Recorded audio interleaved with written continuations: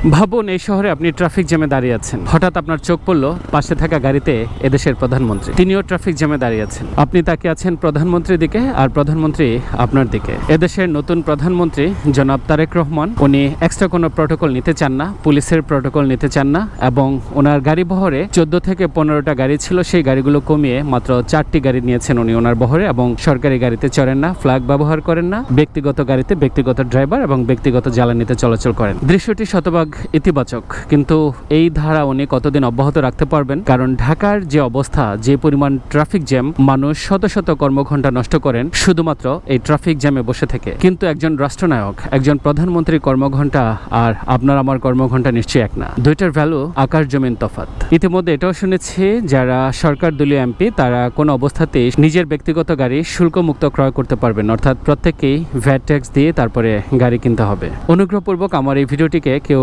রাজনৈতিকভাবে দেখবেন না, কারণ প্রত্যেকটা বিষয়েরই ভালো মন্দ দুইটা দিক থাকে, এবং যে কোনো রাজনৈতিক দল বা সরকারেরও আলোচনা এবং সমালোচনা ইতিবাচক নেতিবাচক সব দিকই থাকে, কেউ দোষগুণের ঊর্ধ্বে না। এবং ব্যক্তিগতভাবে আমি রাজনীতি জিনিসটাকে মারাত্মকভাবে অপছন্দ করি, এই কারণে যেখানে শরীফ ওসমান হাদির মতো একজন মানুষ এই দেশে বাঁচতে পারল না, ইভেন মৃত্যুর আগে তার সম্ভাব্য পরিণতি চিন্তা করে আন্দাজ করে সেই খুনের বিচার তিনি আগেই চেয়ে গিয়েছিলেন, বিচার হয়নি। ইভেন অতীত বলেন, বর্তমান কিংবা ভবিষ্যৎ, এই দেশের রাজনীতির যে ধারা, যে গতি প্রকৃতি, সেসব ইমাজিন করে, কল্পনা করে, চিন্তা করে আসলে এই বিষয়টা থেকে বরাবরই নিজেকে দূরে রাখার চেষ্টা করি। তারপরও মানুষ সবসময় সেই দিকেই দোল খায় যেদিকে কার্যত ঘটনাবলী তার কাছে ইতিবাচক মনে হয়, যে বিষয়গুলো তার কাছে মনে ধরে সেই বিষয়গুলোর প্রতি সে প্রভাবিত হতে থাকে। একটা মানুষকে যদি আপনি চরমভাবে অপছন্দ করেন, দেখবেন সেই মানুষ চাইলে তার কার্যকলাপ, তার বিভিন্ন ধরনের পজিটিভ সাইডগুলো দিয়ে আপনাকে আস্তে আস্তে তার দিকে ফেরাতে পারে। এটা সম্ভব। কেউই ভুল ত্রুটির ঊর্ধ্বে না, কেউই দোষগুণের ঊর্ধ্বে না।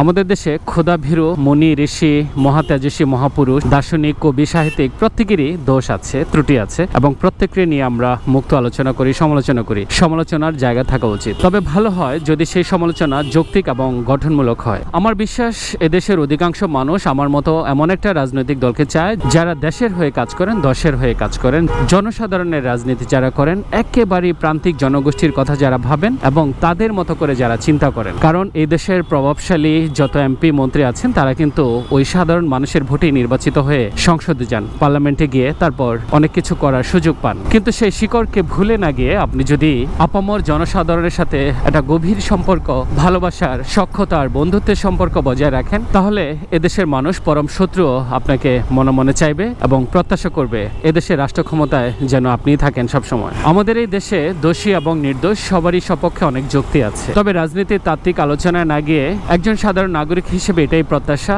এদেশে যেন আইনের শাসন প্রতিষ্ঠা হয়, দুর্বলকে যেন আঘাত না করা হয়, একজন ভিকটিম যেন তার ন্যায্য বিচার বুঝে পায়, সরকারি বেসরকারি প্রত্যেকটা সংস্থার সেবা যেন অত্যন্ত সহজলভ্য হয়, ওভারঅল মানুষ যেন একটু শান্তি খুঁজে পায়। যদি কোনো সরকার কখনো এদেশের জনগণের আস্থা ফিরিয়ে আনতে পারে, ভালোবাসা অর্জন করতে পারে, তাহলে সেই সরকারকে এদেশের সাধারণ জনগণই বারবার খুঁজে বের করবে। আমার কথায় ভুল ত্রুটি হলে আশা করি সেগুলো ক্ষমা দৃষ্টিতে দেখবেন।